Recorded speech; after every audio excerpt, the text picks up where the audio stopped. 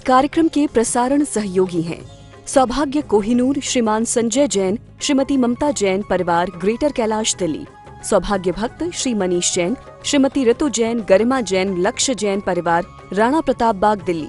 सौभाग्य भक्त श्री तरंग जैन, श्रीमती तनु जैन, इताशा जैन, एकांश जैन, परिवार जैन कॉलोनी दिल्ली।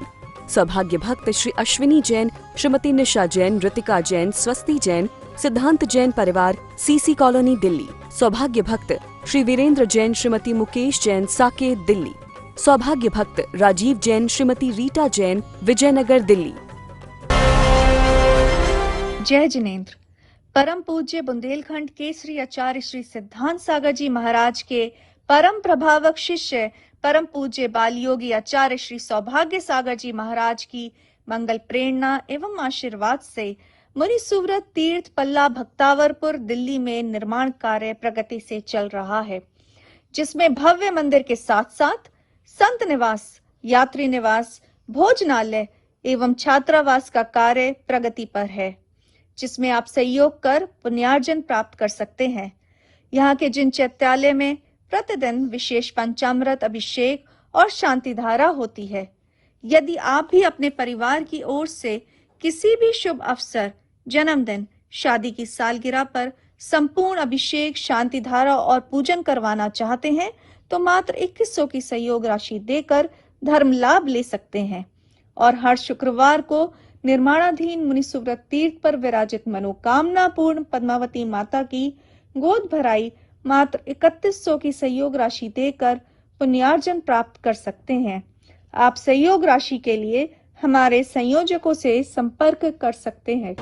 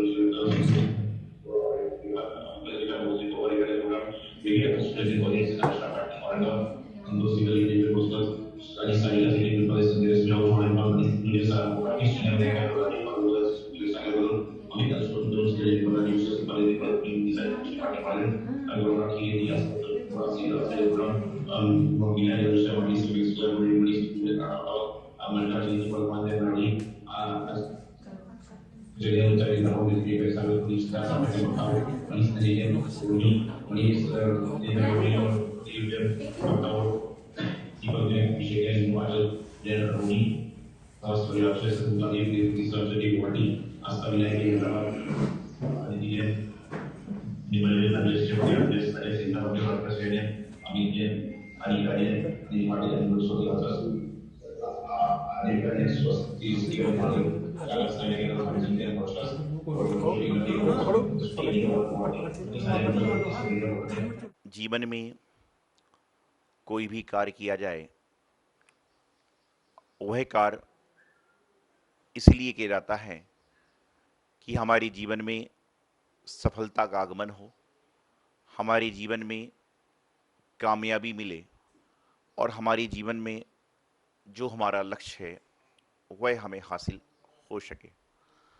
लेकिन वर्तमान में कामयाब होना तो सभी चाहते हैं, लेकिन जो कामयाबी का रास्ता है उस पर चलना हर कोई नहीं चाहता। जो व्यक्ति कामयाबी के रास्ते पर चलता है उसको निश्चित रूप से आज नहीं तो कल, कल नहीं तो परसों कामयाबी मिलती है। मैं अक्सर कहता हूँ, भटकते वही हैं जो सही मंजिलों पर नहीं चलते, उलझते वही हैं जो सुलझना नहीं चाहते, और मंजिल उन्हें कभी नहीं मिलती जो घर से निकलते ही नहीं। जब आप घर से निकलोगे ही नहीं तो आपको मंजिल की प्राप्ति कैसे होगी? जब तक आप अपने घर से चलोगे नहीं, बढ़ोगे नहीं, तो आपके जीवन में आपको मंजिल की प्राप्ति कैसे होगी? क्योंकि कहते हैं पक्षी जभी तक उदास है जब तक उसने पंख नहीं फैलाए, और जिस दिन उसने पंख फैला दिए उसको आसमान दूर नहीं आता।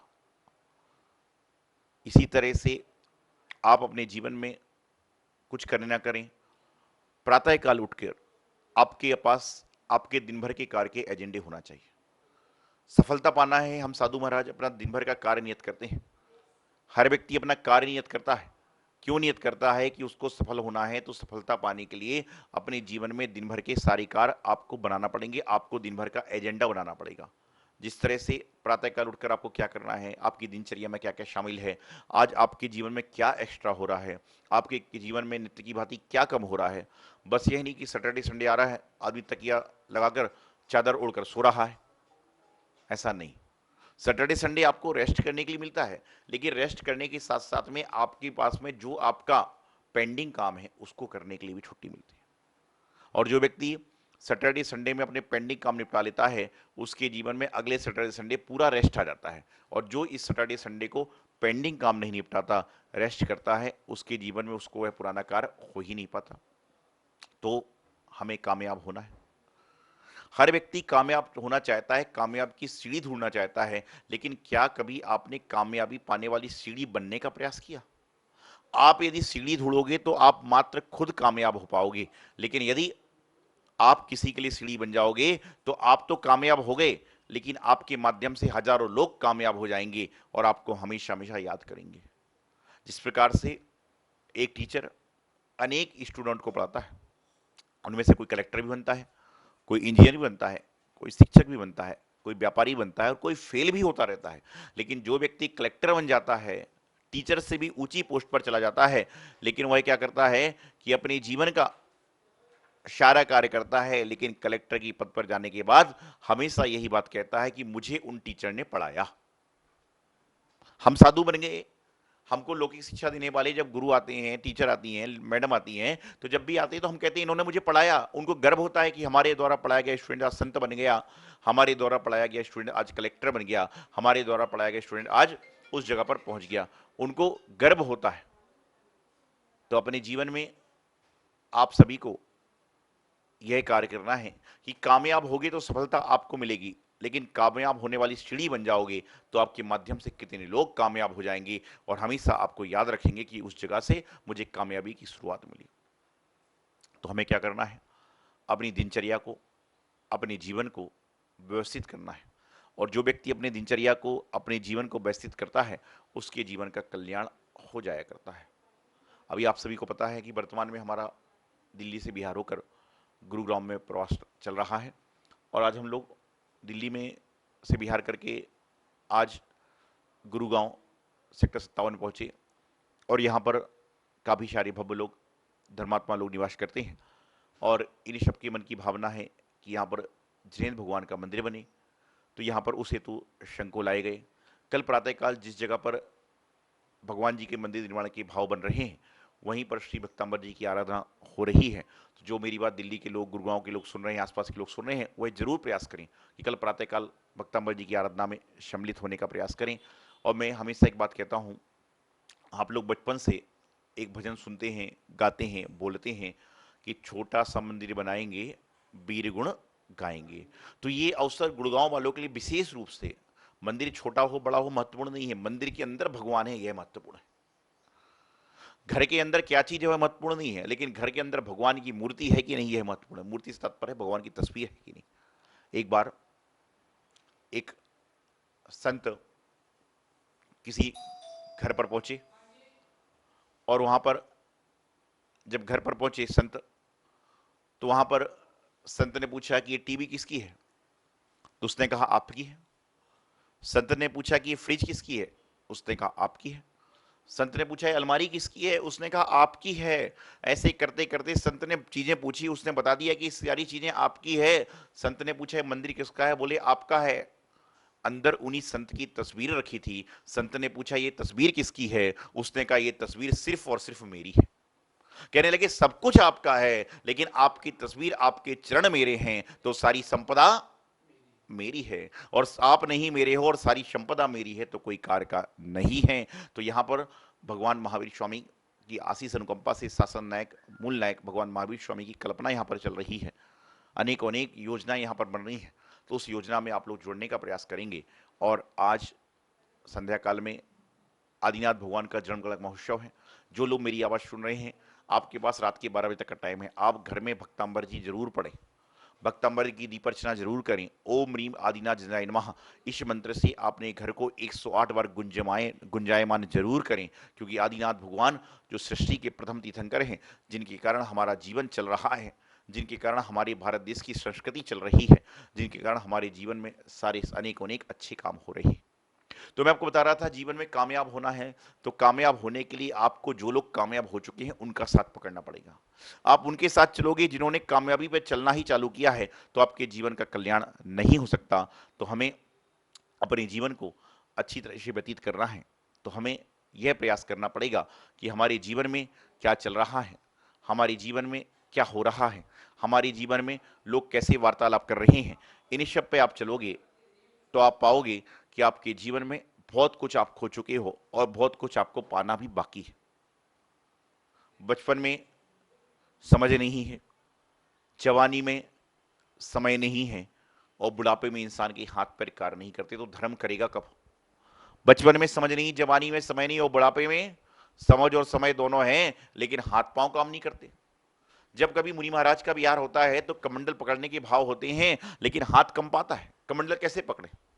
ध्यान रखना, आपने घर में दूध की केटली तो कई बार पकड़ी, पानी की बकेट तो कई बार पकड़ी, लेकिन आपके हाथ धन्य जब हो जाते हैं जब आप भगवान जी के अभिषेक के लिए कलश लेते हो, कलश लेके भगवान के श्री चरणों में अर्पित करते हो। आपके धन्य हाथ उस समय होते हैं जब आप मुनि महाराज का, माता जी का कमंडल लेकर विहार कराते हो। उस समय आपके हाथ की शोभा बढ़ जाती है, क्योंकि इस हाथ से भोजन तो संसार के सारे जीव करते हैं। ऐसा कोई पंचेंद्रीय मनुष्य नहीं है, प्राणी नहीं है जिसके पास हाथ हो और भोजन ना करता हो। लेकिन ऐसे बहुत कम लोग हैं जो भगवान जी का कलश लेकर श्री जी के ऊपर कलश डालते हैं और अपने हाथों को स्वच्छ करते हैं, अपने हाथों को पवित्र करते हैं। तो आप अपने जीवन के अपने सारे कार्य को करने के साथ अपने जीवन में धर्म का भी महत्व दें, अपने जीवन में धर्म को भी स्थान दें, जिससे आपके जीवन का अहर्निश कल्याण होगा। और आज आदिनाथ भगवान के जन्म कल्याण पर मेरी आप सभी को यही शुभकामनाएं, बधाई कि आदिनाथ भगवान तो कितने कितने कितने तपस्वी थे कि 6 महीने तो उनको आहार ही नहीं मिला। 1 साल 13 दिन के बाद उनके आहार की पालना हुई। और यहां पर तो 13 मिनट पानी ना आए तो आदमी तो पूरे घर को महाभारत रामायण बदल देता है। तो ऐसे आदिनाथ भगवान जिन्होंने कितनी तपस्या की, 84 लाख वर्ष पूर्व की जिनकी आयु थी, जिन्होंने अनेकों जीव को तार दिया, आज उनका जन्म और तप कल्याण महोत्सव है। अभी आप प्रवचन के बाद मुनीश्वर तीर्थ बल्ला वक्तावपुर जो आज जो नित्य प्रति भगवान जी का अभिषेक होता है, श्री जी का अभिषेक, शांति धारा, पंचामृत अभिषेक, भक्तम आराधना आदि आदि होती है, उसको भी देख रहे हैं। आप देख कर पाएंगे कि नित्य प्रति वहां पर आदिनाथ भगवान की चैत्यालय में आराधना होती है। आप सभी उसमें जुड़ें और अपने जीवन कल्याण करें। यही मंगल भावना आचार्य गुरुदेव सिद्धांत सागर जी महाराज। जय जिनेंद्र।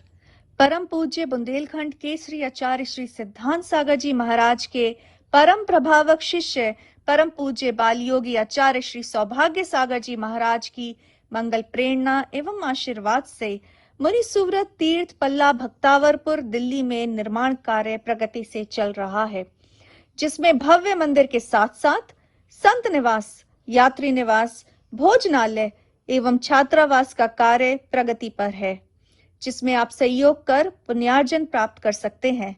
यहाँ के जिन चैत्यालय में प्रतिदिन विशेष पंचामृत अभिषेक और शांति धारा होती है, यदि आप भी अपने परिवार की ओर से किसी भी शुभ अवसर, जन्मदिन, शादी की सालगिरह पर संपूर्ण अभिषेक, शांति धारा और पूजन करवाना चाहते हैं तो मात्र 2100 की सहयोग राशि देकर धर्म लाभ ले सकते हैं।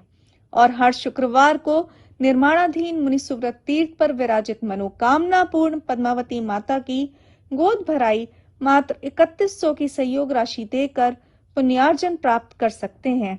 आप सहयोग राशि के लिए हमारे संयोजकों से संपर्क कर सकते हैं। इस कार्यक्रम के प्रसारण सहयोगी हैं सौभाग्य कोहिनूर श्रीमान संजय जैन, श्रीमती ममता जैन परिवार, ग्रेटर कैलाश दिल्ली।